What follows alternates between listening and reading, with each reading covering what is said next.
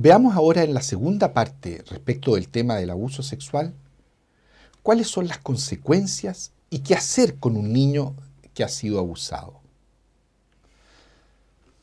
Primero, cuáles son las consecuencias. Después veremos qué hacer. Los daños que produce el abuso sexual los podemos agrupar en 4 grandes grupos.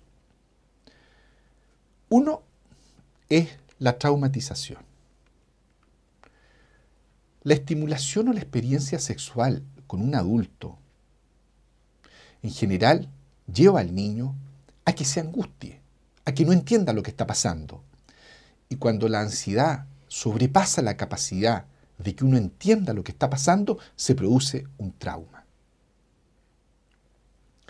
Y el trauma se produce por 2 motivos principales. Porque el niño se sintió obligado o fue amenazado violentamente y experimenta entonces el abuso con temor, con desagrado, con vergüenza, con asco. Y eso le genera la angustia que recién les mencionaba. O el niño accedió al abuso e incluso pudo haberlo disfrutado, pero el grado de estimulación erótica es muy superior a la capacidad mental de poder entenderla, de poder recibirla. Y en ese sentido el niño puede responder, encapsulando la experiencia, o sea, sacándola de la mente y dejándola encerrada en otro lugar de la mente. O puede reaccionar sobreerotizando las relaciones y empieza a tener lo que hemos visto en la primera charla, una erotización muy precoz, una sexualización de las relaciones muy temprana. O por otro lado, o incluyendo las anteriores, puede rechazar todo tipo de vínculo y todo tipo de contacto afectivo. Sin embargo, no todo abuso sexual es un trauma irreparable. O sea, si bien tiene un componente traumático, eso no significa que no se pueda superar. Si se sabe detectar a tiempo, si se entrega la contención que necesita el niño en forma adecuada para que él pueda, con la ayuda de otros adultos, elaborar la experiencia, puede que se transforme en una mala experiencia, como tantas malas experiencias que podemos tener en la vida, y no necesariamente una marca imborrable. De hecho, muchos niños se recuperan una vez que han tenido un abuso cuando se les hizo una terapia, una intervención en crisis a tiempo. No todos los niños sí requieren de largos procesos psicoterapéuticos. A veces basta, como digo, una intervención limitada en el tiempo. Se debe tener cuidado con muchos mitos que circulan respecto del abuso sexual y que son transmitidos desde los padres a los niños y que les auguran un futuro muy difícil y la verdad es que les van dejando la sensación de que tienen una marca de por vida. Y esto puede actuar como una profecía autocumplida, o sea, el niño finalmente puede sentirse más dañado por esas creencias que por el mismo efecto que pudo haber tenido en él el abuso. Algunos mitos son, y que, como les digo, hay que desterrarlos, que los niños abusados se vuelven homosexuales. Eso no es cierto. Que los niños abusados van a ser abusadores o maltratadores cuando adultos. No necesariamente. Que el abuso sexual es un trauma irreparable y que deja una marca para toda la vida. Como acabamos de ver, eso no es cierto. El abuso sexual va a generar daños psicológicos, como por ejemplo trastornos de personalidad. Esto no necesariamente es así. Cuando ha sido bien elaborado, no genera esos trastornos de personalidad. Que todos los niños abusados requieren contar lo que les pasó y hablar de su abuso para recuperarse. Las estadísticas muestran que no necesariamente siempre es así. Que los niños abusados no van a poder tener una buena sexualidad a futuro. Falso. Muchos que han sido abusados tienen buena sexualidad cuando grandes. Que los niños abusados tienden al libertinaje y a la perversión sexual a partir de la pubertad. tampoco es cierto. Que los bebés y los niños muy pequeños, cuando son abusados, no se dan cuenta y por lo tanto les causa mucho mayor daño. Tampoco existe esa correlación. Otro punto que es una consecuencia muy negativa del abuso sexual es el daño al vínculo que se produce, el daño a la relación con el otro que se produce en el niño abusado. Porque el niño lo vive como una experiencia de traición que le genera desconfianza y daña la capacidad de establecer relaciones, de establecer vínculos. Porque si una persona mayor en la que el niño confiaba le daña de esta manera, o sea, alguien que debe protegerlo, que debe cuidarlo, que debe amarlo, obviamente que le produce al niño un daño en su forma de relacionarse, una desconfianza muy grande con los demás. Ahora, ¿para qué decir lo grave que es esta situación cuando son los propios padres? Habitualmente cuando es el propio padre quien abusa de él. El abusador engaña al niño por un lado, haciéndole creer que lo quiere, y por otro lado, lo daña. Esto confunde mucho al niño. Se establece lo que se llama un doble vínculo, que es tremendamente nocivo en la confianza, como digo, y en la capacidad posterior de establecer vínculos afectivos por parte del niño. Y en este sentido, las consecuencias que puede tener es que se vuelve una persona desconfiada, va desconfiando de la intención de todos los seres que lo rodean, se va deteriorando su mundo afectivo y se va replegando consigo mismo para protegerse del daño que le pudieran causar los otros. O sea, no sabe distinguir en quién confiar y en quién no confiar. No tiene claro quién le quiere y quién no le quiere. Confunde el cariño con la violencia y esto lo puede llevar a establecer una y otra vez relaciones en las cuales termina siendo abusado. Esta situación de doble vínculo que confunde al niño le hace también difícil darse cuenta del abuso o de comunicar el abuso. O muchas veces lo lleva a retractarse una vez que ha contado el abuso que tenía. Porque por un lado, él odia y teme al abusador, pero por otro lado, lo quiere. Más aún, incluso puede sentirse enamorado. Y en ese sentido sentirse culpable de traicionar y hacerle daño a este abusador a quien quiere. Otro efecto nocivo es que se daña el concepto que el niño tiene de sí mismo, afecta la autoestima. El niño se siente poco apreciado, poco valorado consigo mismo, más bien disminuido, infravalorado, porque no tuvo la capacidad de defenderse, porque fue engañado y no pudo darse cuenta del engaño, de los hechos que estaban pasando, por haber sido usado o tratado como un objeto sexual sin que haya habido consideración por su persona. Quiere decir que él no vale nada. Y sentirse, como he dicho, responsable y culpable de lo que pasó. Esta situación de ataque es algo muy difícil de tolerar para la mente infantil.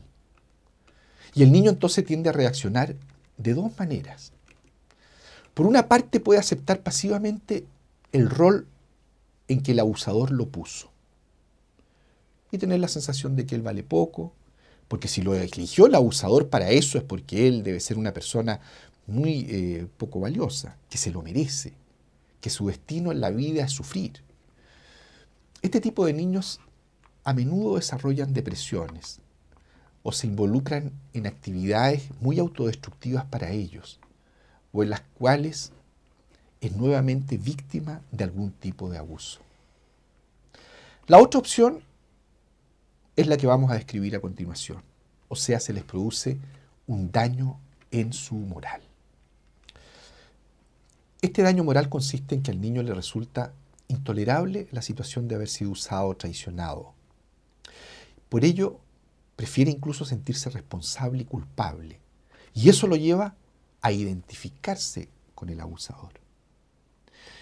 Por lo tanto, esta identificación con el abusador y esta sensación de confusión de qué es lo correcto o lo incorrecto le genera una confusión moral, porque te hago daño por tu bien. Eso provoca una contradicción que el niño no puede entender.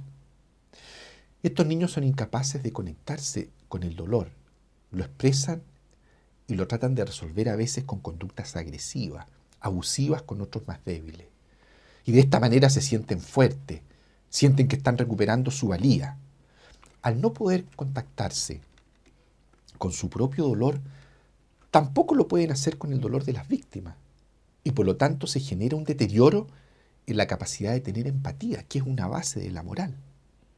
Porque si uno no empatiza con el otro, puede serle cualquier cosa, pasarlo a llevar, someterlo, tratarlo cruelmente. Entonces, como fueron usados como objetos, entonces también ellos manipulan las relaciones.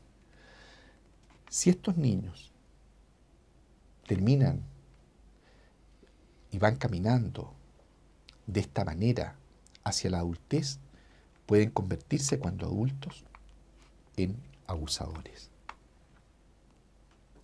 ¿De qué depende la gravedad de las consecuencias de los abusos? Porque como veíamos anteriormente dentro de los mitos que maneja la gente, tienen la sensación de que los abusos son mucho más nocivos a veces de lo que pueden ser. Pero claro, mientras más graves son los abusos, peores son las consecuencias.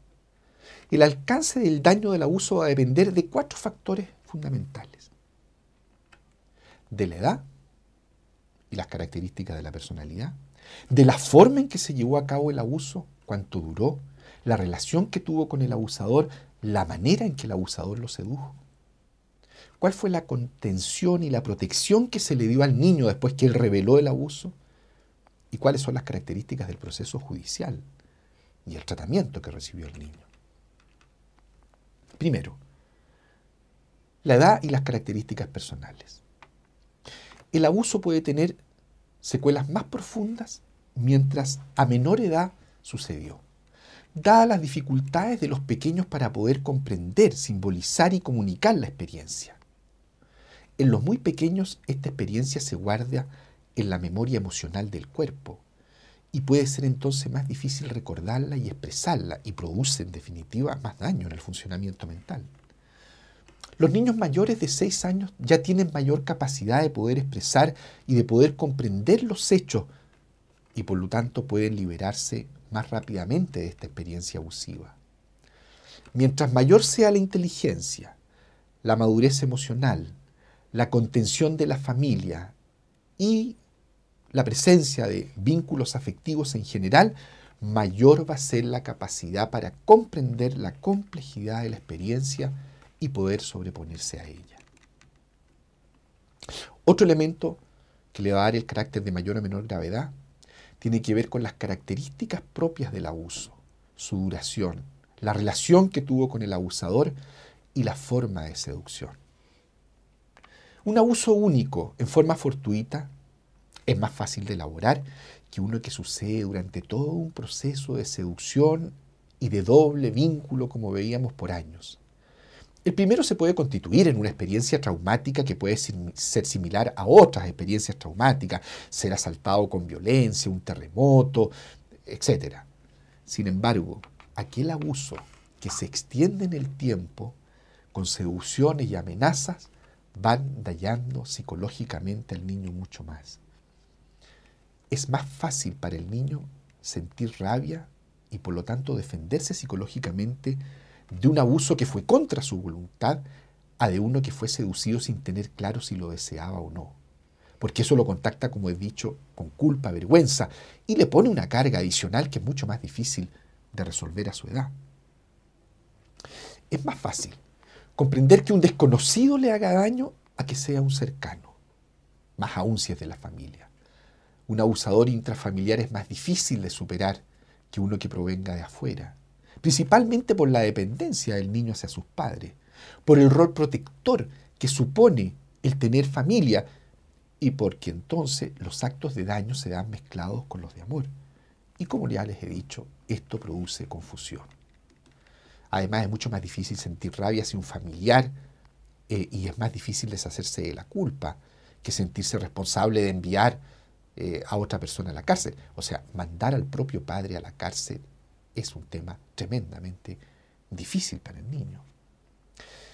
Además va a desatar una crisis en la familia. Por lo tanto, se van a generar quiebres familiares, bandos, que dificultan mucho la contención que necesita el niño, especialmente en ese momento.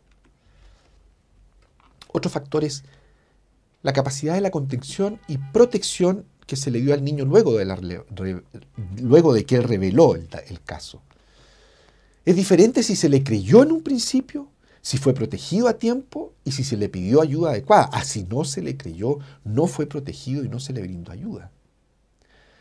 La adecuación del proceso reparatorio, terapéutico, o sea, recibió ayuda a tiempo, tuvo una intervención frente a la crisis que estaba pasando, pudo hacer una psicoterapia.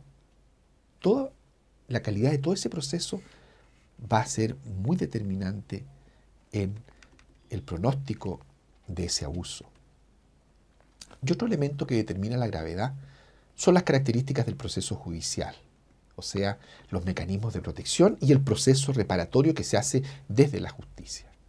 No es lo mismo un proceso judicial cuidadoso que protege al niño, que busca datos y evidencia, pero sin exponerlo, sin traumatizarlo, que aquel proceso donde el niño declara una y otra vez el abuso, es sometido a interrogatorios múltiples, a exámenes, puesto frente a un tribunal.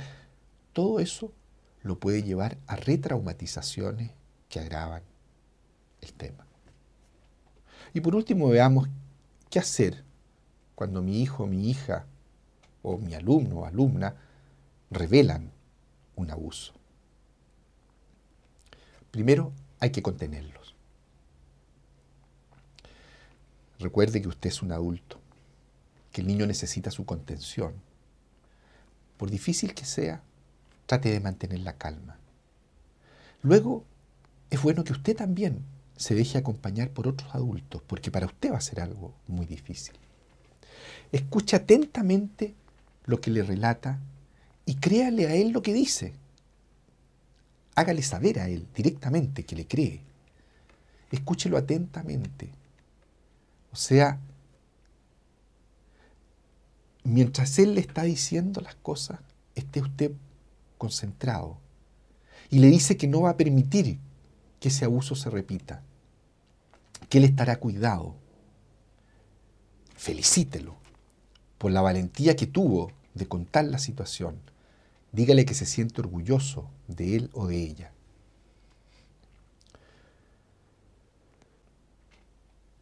Refuércele la idea de que lo que ha pasado no es culpa de él y que no está ni enojado ni decepcionado de él. Muéstrele que si guarda el secreto le hace daño y que por lo tanto es mejor que lo cuente con detalles y que pidamos ayuda profesional. Cálmele todos los miedos y aclárele y diga lo que le va a venir a continuación. Que de todas maneras va a tratar de que no sea eso algo que lo complique mucho. Y por último, tiene que asegurarle que usted va a evitar, y tiene que en la práctica evitar, todas las amenazas que puedan provenir de parte del abusador. Segundo punto importante, una vez que el niño develó lo que le estaban haciendo, es protegerlo. Alejarlo de la situación de abuso y del abusador. Él se tiene que sentir que está en un lugar protegido, donde el abusador no puede entrar, sea quien sea un familiar cercano, incluso el padre. Y en ese sentido hay que hacer la denuncia para recibir ayuda al respecto. Hay que tener presente que este es un acto criminal y que aunque sea hecho por una persona muy cercana y querida del niño, hay que denunciarlo y hay que poner los límites. Evite, como decía anteriormente, que sea muy presionado por interrogatorios, por exámenes. Más bien, que eso sea en lo mínimo posible y en las mejores condiciones. Una alternativa interesante es grabar la conversación con el niño, de tal manera que esa primera declaración sea importante para la justicia y no tenga que someterlo a muchos interrogatorios. Otro punto importante es buscar apoyo. O sea, con eso me refiero que usted también necesita contención. Busque amigos, busque ayuda, psicoterapeuta, alguien que entienda el tema, que se lo explique bien. Busque orientación. Y por supuesto que lo puede hacer en las redes sociales que dan apoyo a este tipo de temas. Denunciar. Este es otro punto importante. Hay que hacer la denuncia a Carabineros o en la fiscalía correspondiente. La denuncia la puede hacer inmediatamente o luego de solicitar apoyo y orientación profesional para hacerla en mucho mejores condiciones. La urgencia de la denuncia se va a relacionar con el riesgo de que el abusador pueda volver o pueda hacerle más daño a él o a otros niños. Por supuesto que la fiscalía va a solicitar peritajes médicos, peritajes psicológicos, declaración de los hechos por parte del niño, derivación a psicoterapia, evaluación y atención psicológica para la madre, para el padre. Bueno, los padres tienen derecho a exigir el mayor cuidado e incluso si hay cosas que piensan que pueden interferir, pueden perfectamente negarse a que se lleven a cabo. Y acompañar al niño en todo el proceso de elaboración y de reparación del episodio de abuso. Acompañar al niño a todos los procesos judiciales para que se sienta contenido y no pase mucho estrés.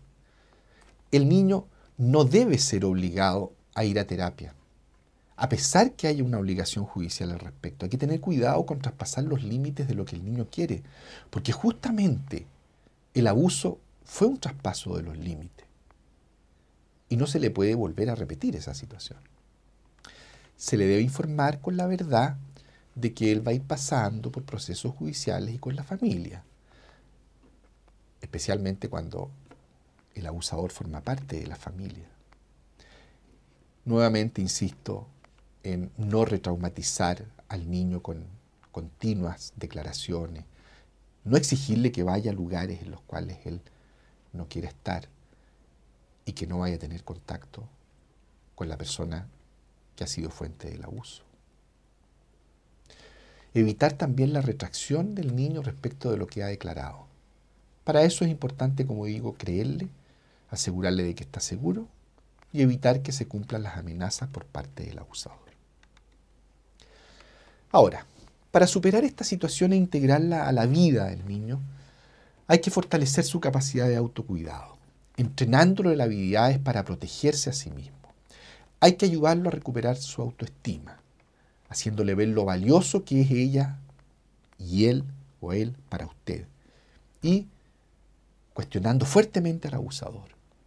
Ayudarle a comprender que el abusador no fue capaz de ver lo bueno en él y que es un problema del abusador por su maldad inherente. Ayudarle a recuperar su capacidad de confiar y de vincularle.